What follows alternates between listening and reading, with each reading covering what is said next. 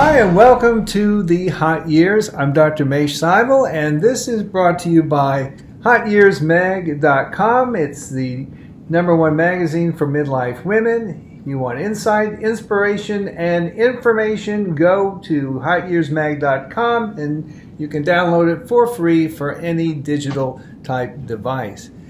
I'm speaking now with Dr. Joanne Pinkerton. Dr. Pinkerton is the Executive Director of the North American Menopause Society. She's also the Director of the Midlife Health Clinic at the University of Virginia.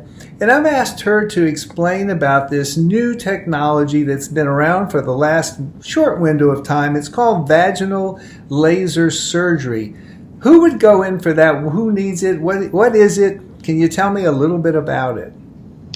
So vaginal laser therapies laser therapy was initially used by dermatologists, and over the past few years they found that there's an effect in the vagina, that it actually takes some of the thinning of the tissues that happen after menopause and can improve the symptoms.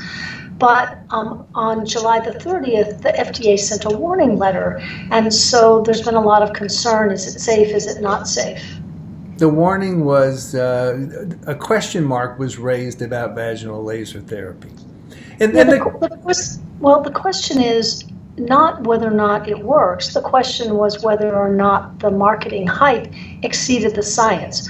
And so I think that's where the question came from. I see, because I've been wondering, because I know that what happens is the laser puts some little micro openings into the vagina, and blood vessels go in there, and it's sort of like, when they go in the yard and the tractors go by and they aerate the yard. It's kind of like these little things, and then blood vessels come in, and the vagina supposedly gets very thicker, and it seems to make the tissues stronger for women in menopause.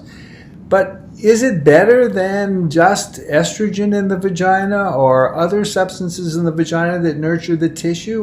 What's the difference? So the other concern, besides the marketing hype, had to do with reports of pain, scarring, and the fact that it just hasn't been well tested. So right now we have some very effective therapies for vaginal atrophy. We have low-dose vaginal estrogen as a cream, a tablet, a ring. We've got intravaginal DHEA. We've got a new suppository of estradiol that just came on the market. So there are some really good hormone therapy products. There are over-the-counter products, lubricants that actually help with when you're having sex, and then moisturizers, which are used a couple of times a week. But for women who can't use hormone therapy or don't want to, and the vaginal moisturizers are not enough, we needed something else, and that's where the lasers came into play. However, unfortunately, they're being used in place of some of the tested therapies, and we don't really know how will they work and who they work best for. So people go to that choice first, and it's more expensive. It's more expensive. It requires 3 treatments, and then every year you need an additional treatment. And it's often not done by gynecologists.